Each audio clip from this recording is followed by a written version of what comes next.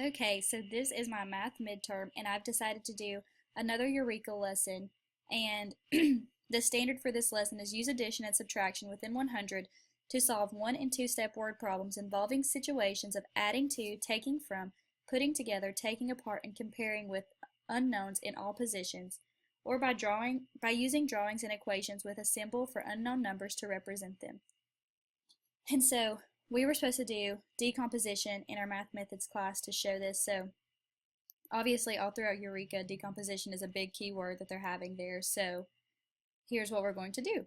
And so I choose one of the earlier lessons where students first start talking about decomposition, but this time it's decomposing with word problems and we're using drawings to make it easier. So the topic is represent subtraction with and without the decomposition of 1 and 10 ones with manipulatives.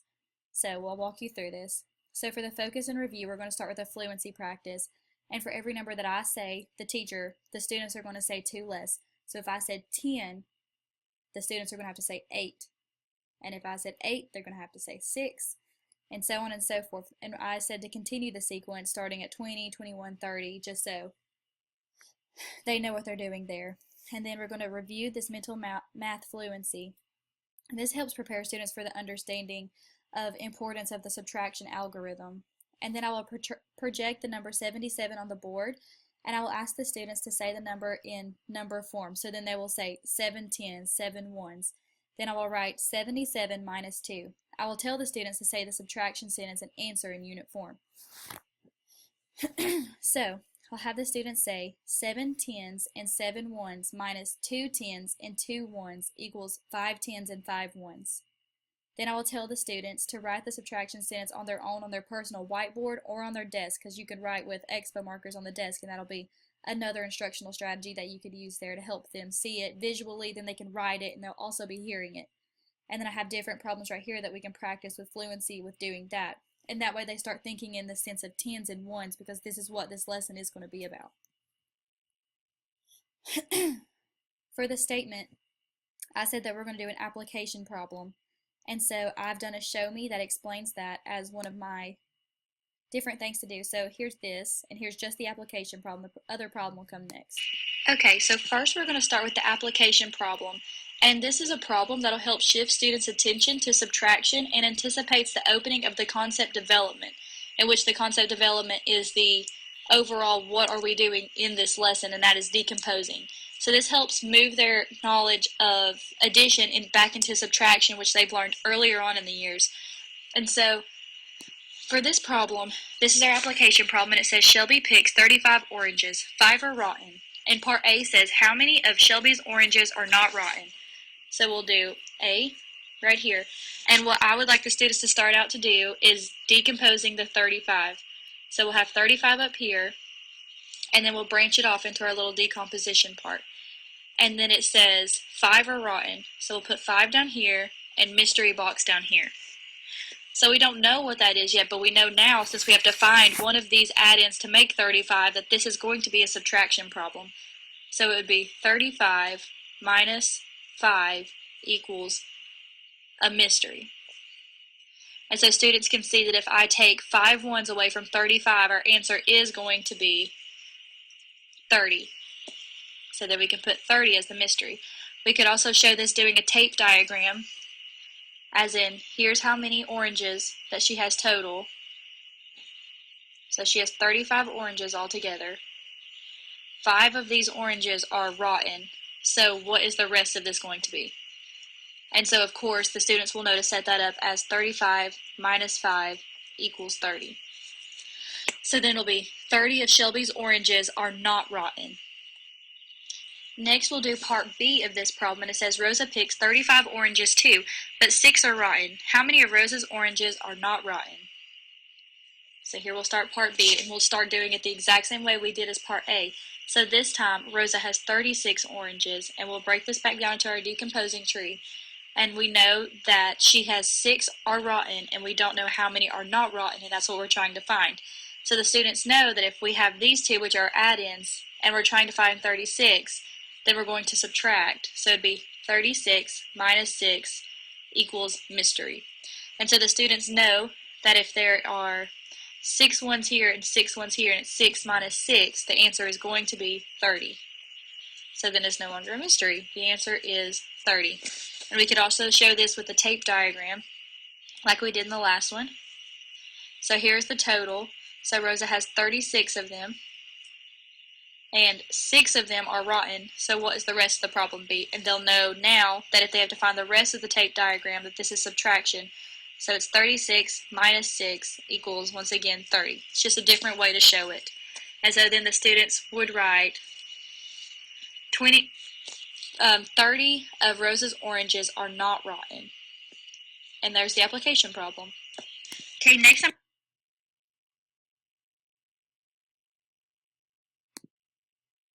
All right. So that was the statement, and that's just a way to get the students to shift their attention to subtraction, and anticipates the opening of concept development.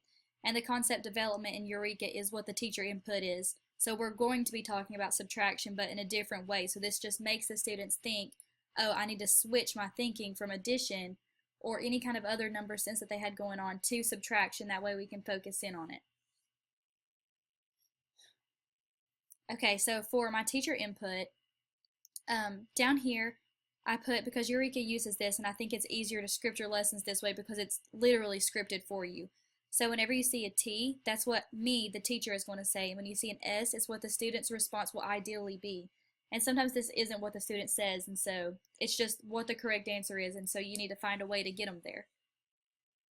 And so I said, offer a relatable example to scaffold understanding. So I said that if we're starting out doing this, imagine they have 2 cookies. You have 3 friends that come over. Do you have enough cookies for each friend over?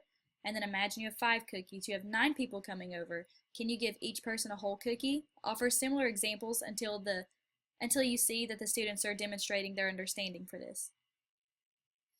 And so then I also said that I will start out by asking what is 35 minus 5, which is part of the application problem, and the students will answer 30. Then I will ask 35 minus 6, and the students will answer 29. And then I'll continue with more sequences, which I have shown below. And then I have write 35 minus 9 on the board, and then how can you solve 39 minus 9? And then the students will demonstrate how they can solve that and show me more, and then we'll use the count back, which is use the arrow method to add 1, then to 20. And 5 more. So subtract 10 and then put 1 back. And then you can show it with arrows too. So that's a different way to get the students to start thinking for the teacher input, and it's also something kind of new that they're trying to do. So down here I have that the teachers and the students, so this is completely scripted, and this way I think it's easier for you to follow along when you see what I'm exactly going to say and what the students are going to say. But some teachers don't follow directly what the script says, but that's perfectly fine if you can word it differently. And so for my teacher input, the first problem that we're going to do is show 35 on a place value chart using place value discs as shown to the right, which I'm going to pull up my other problem that I did on Show Me to show you what my teacher input problem looks like. I'm going to move into my teacher input part of this, and this is showing how we can decompose 35 into different ways. And we're going to be using place value discs as shown in this picture right over here. So first of all, I'm going to write on the board 35. 35. And I'm going to put this in a place value chart, so that's going like this. Here's our 10s and here's our 1s. So now the students see that there are 3 10s and 5 1s in the number 35. And I will ask the students, how many 10s do you see? And they're going to say 3. And so you can also see 3 here in this place value chart. And then how many 1s? And it's 5. 5 over here in the place value chart. Okay, now if I'm trying to subtract, how am I going to be able to subtract 9 1s? And are you able to take 9 1s away from this 5? And obviously the answer is no, so we have to break one of these 10s over here. So this one is going to be broken to this row of 10s right there. So now we're able to subtract 9. So if this problem was 35 minus 9 equals what? And we're using these place value discs because we're decomposing here. How would we get that? And so we can't take 9 away from this first part right here. So then we move one of these 10s down to 1s in the place value discs.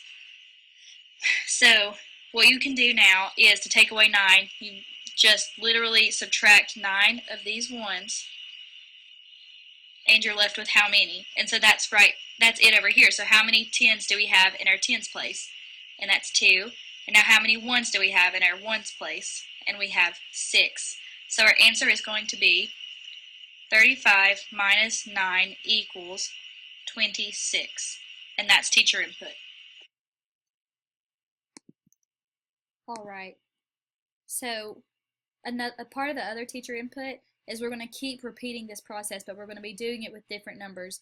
And you can read through here and see that we're going to be using these different place value discs to learn how to subtract like that, because this is very crucial for the 2nd grade, because even to the end of the year we're still going to be using place value, even if it's just charts and not discs. But this is going to help them immensely, learning how, if there's 5 there and I have to take away 9 in the ones place, what am I supposed to do? And the answer is to break down another 10. So that's for teacher input. And then for guided practice, I said that students should do their personal best on the problem set with the allotted 10 minutes of time. And this could even be in groups. And I would prefer it to be in groups because we do this in groups in my class, and I really like that. So it'll be different leveled groups. And so if they're on the same math level, I would probably pair them up together. So if it's an AIG student, they're with another AIG student, and you could differentiate the problem sets that way more easy. And that way I know which groups to closely look at and help more than the other ones. So that helps with group settings like that. And I'll show you the problem set in just a second. Then we'll move on to independent practice. And the independent practice is an exit ticket on what we've been doing. And it's a review of their work to help them to assess the students' understanding of the concepts that were presented in today's lesson. And this will help for planning more effectively for other lessons, because if they didn't get this lesson, then I'm going to have to try to reteach it again in a future lesson that I have. So I'm going to pull up the Eureka math lesson. That's not it. There we go. Okay, and so this is the lesson 11 problem set that I was talking about, and so this will be guided practice for the students. And there's kind of a lot. And then here on number 3, we have to explain your strategy in this box, and I want the students to draw out their thinking, that way I can see what they're doing. And it even has a spot for early finishers, so this will probably be the AIG students, so it's differentiated a little already for you. So they can work on that, but this isn't required for other students. This is just if you finish early, so you're not sitting there bored. Then this is our exit ticket, and it's like the decomposition trees that we have been working on. And you're going to use your place value chart and discs, your place value discs, to help you with this. And they can even draw those out. So that'll help a lot. And for more reinforcement, I could even send home this homework sheet. If I feel like they've got it well enough to be able to take it home, we could do that. And there's that. And so that's my lesson, and I thank you so much for watching, and have a good day.